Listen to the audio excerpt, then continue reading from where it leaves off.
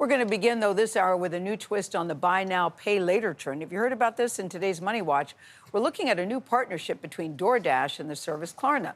So they're giving people the option to eat now and pay later. Get that? I thought that was clever. CBS News Money Watch correspondent Kelly O'Grady is here with what it can mean for the economy and people's ability to afford the essentials. She's going to break it all down for us. Kelly O'Grady, always nice to have you at the table. So how exactly is this partnership going to work?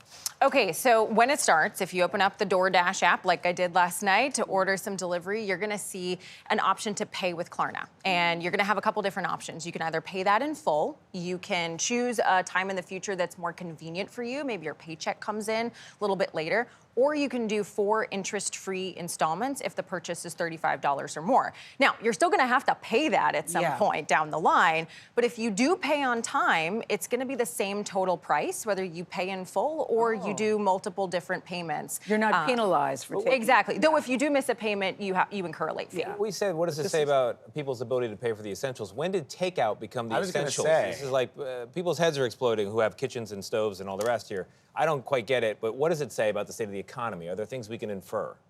Well, this is a sign of the times. I mean, you used to see buy now, pay later used for these bigger ticket items, high-end things like furniture and electronics. The fact that people are using this now for groceries, for gas, for everyday items. And it's not just Klarna and DoorDash, it's Walmart, Best Buy. There are other buy now, pay later companies like Affirm and Afterpay. I think where it gets tough, though, is you get into this mindset of, oh, I have more room in my budget. Right. When you really don't. Exactly. And the question, of course, is the level of debt in the United States among consumers is extraordinarily high. The savings rate is very low. And now you're asking, or people are tempted to incur more debt. The question is, do they hit those interest-free payments on time? Most people don't. Well, and that's true. Though Klarna did defend its business model, and they say, look, when someone misses a payment, we don't let them continue to defer payments. But I'm glad that you mentioned the household debt. I mean, it goes back to what you were saying, Tony.